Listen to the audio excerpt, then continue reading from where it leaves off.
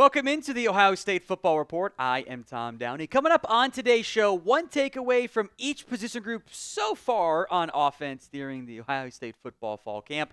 Plenty of practices left, so don't treat it as the final answer for all these different groups.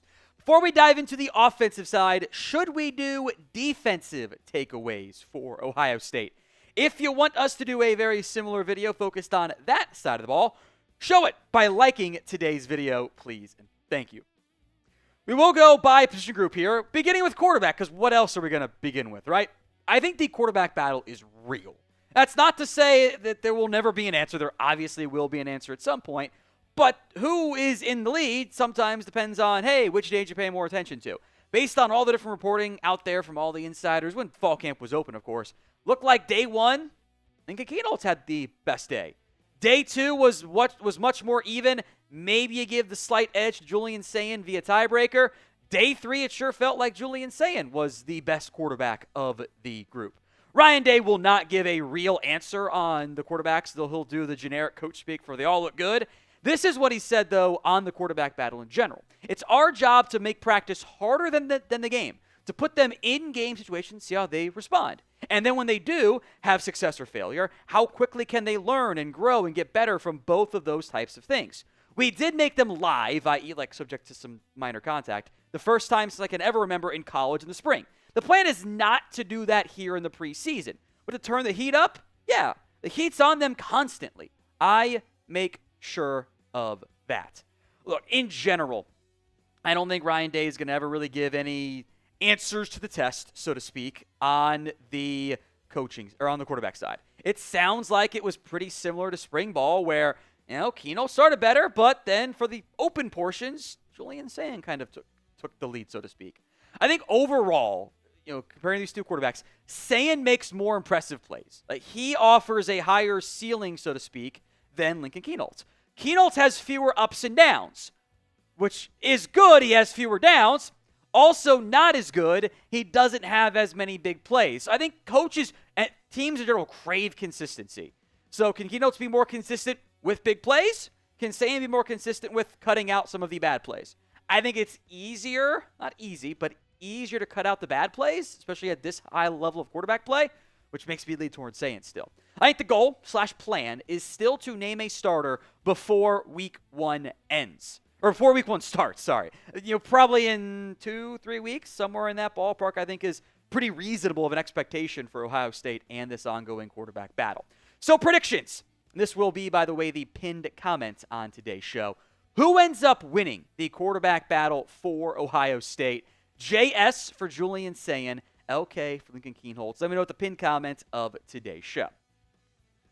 Let's go to the backfield. Well, I guess the other part of the backfield. The running back room is different, obviously. And this is not a Travion Henderson, Quinshon Judkins conversation. It is not going to be the same in terms of how good these backs are. But that doesn't mean this duo, led by James Peoples and CJ Donaldson, is going to be bad. I would peg it as a 1A, 1B type of rotation where both guys are going to be involved. Both guys are going to get touches. They're going to get carries. I think James Peoples is the favorite to be the lead back, so to speak.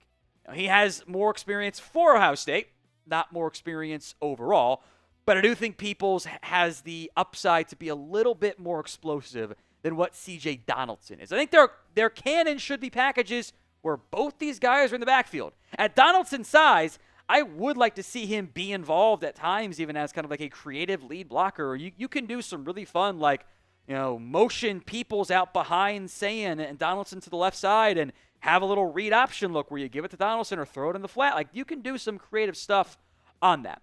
I don't know how involved Bo Jackson, elite name for a running back, that's why he should have been a 5-star, is going to be, but I think there's a real chance he ends up being RB3 for this team. He has the advantage over fellow freshman Turbo Rogers, also elite name, but Rogers didn't get in until the summer, so he's kind of playing catch-up there. Sam Williams-Dixon ended up not transferring after kind of entering the portal. Not kind of, he did. I think he's got a chance to be veteran RB3. I think most of the work, though, in the end is going to end up going to Peoples and to Donaldson. Before we move to the wide receiver room, this Ohio State football polo, or I guess just Ohio State polo, it's not specified for football, is on sale. It was $40, Now it's $24. Link will be in the comments section and the description of today's show. That's chatsports.com/OSU Polo. Again, link will be in the comments and the description of today's show. Let's move to the wide receiver grouping. And this one is the very well, duh, Tom.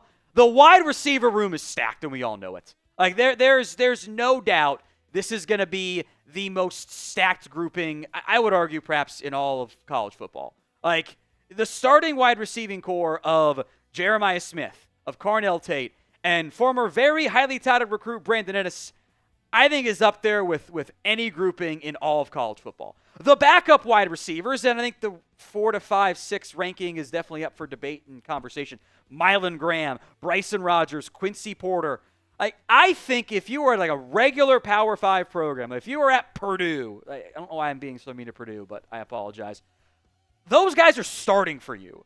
And you're yeah, this guy's one of the more underrated Power 4 starters. It's Ohio State. It's Brian Hartline. The history speaks for itself. But I think it's pretty obvious that this Ohio State wide receiver room is among the best in the nation. We can have a good, lively debate about whether or not it is the best. Alabama's got talent. Texas has talent. The usual suspects have talent at wide receiver. I am always inclined to strongly consider that Ohio State is the best of the bunch when it comes to the wide receiver room. So do you agree or disagree? Does Ohio State have the best wide receiving core in the nation? Y for yes, N for no. Go ahead and let me know in the comments section of today's show. Y for yes, the Buckeyes do. N for no, they do not have the best wide receiving core in the country. Let's move to the tight end room, which I think also carries pretty high expectations. Maybe not the same level of household names as the wide receiving core, but as I've said before on shows, I'm extremely excited about what Max Clare can be for this program. Again, maybe this is why I took a shot at Purdue on accident earlier. He was extremely productive for the Boilermakers in an offense that objectively was not good. It objectively was not an elite grouping at the tight end spot with Max Clare in the offense for the Boilermakers. All he did was produce. He consistently found a way to put up numbers. He was the offense at times for Purdue. Will Kazmarek, meanwhile, I think has a chance to be a probably more run-blocking focused tight end. I know there are some fans in the building for him. Bennett Christian, also, again, similar size as Kazmarek, had the one really long touchdown or catch last year, 55 yards, was certainly super fun. We'll see how he ends up, playing out. Jelani Thurman has played extremely sparingly over the course of his career. 6 catches, 60 yards, but he's been involved at times.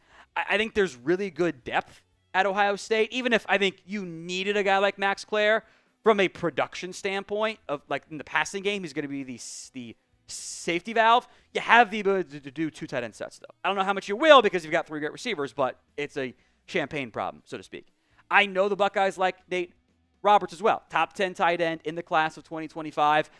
I feel like a redshirt year is coming just because you have guys in front of him, but if Max Clare ends up going off to the NFL, that sets up very well for Nate Roberts to have a breakout season in his second season. Now, if you want even more Ohio State football fall camp coverage, we have you covered here at the Ohio State Football Report. Hit that sub button, youtube.com/GoBucks. Let's go to the final position group, I should say, on the offensive side of the ball. That is the offensive line. And, On3 continues to report some really high confidence in the offensive line. I want to believe. I do need to see it play out, though, for starters. I think I am most concerned about Ethan Oninawa, the Rice transfer, who has the physical traits to be a really high-end impact player. I think all the shuffling the Buckeyes did down the stretch last year on the interior of the offensive line, Luke Montgomery, Carson, Tegra, etc., I think that actually makes me feel better about them than I did previously. I think the depth is overall pretty good. Ian Moore, Phillip Daniels, Gabe Van Sickle, Jake Cook. I think there is some stability there, so to speak, but I think it is different, and I do worry a little bit about some of the tackle, especially on Ethan Onwa. So what is your confidence level in the offensive line? Scale it for me from 1 to 10. 1 on the low end, 10 on the high end. Honest answers only. Let me know how confident you are in the Ohio State football offensive line. Scale it from 1 to 10. What is that confidence level in the Buckeyes offensive line? I do feel better about the interior grouping, kind of like I mentioned, with all the shuffling there. We'll talk about Oninawa. We'll talk about Austin Sierreveld. I think Hinsman and Montgomery and all those guys, I think you will be stable there. I think Oninawa has potential to be a really good impact piece. I think he has the potential to develop nicely as an offensive lineman. You know, the report, which always raises red flags for me, of like, Oninawa had a slow start, but now he's doing super well on the left side of the line. But I'm old enough to remember the reports when he first got there that, he was the clear-cut starter. So which is it? That tends to raise some red flags for me. I think Austin's going to start somewhere on this offensive line. There is a slight chance, I think, that it's at left guard and they do some shuffling and Philip Daniels ends up earning the right tackle spot. But at this point, kind of feel like Daniels, the Minnesota transfer, is primed for a backup role in 2025.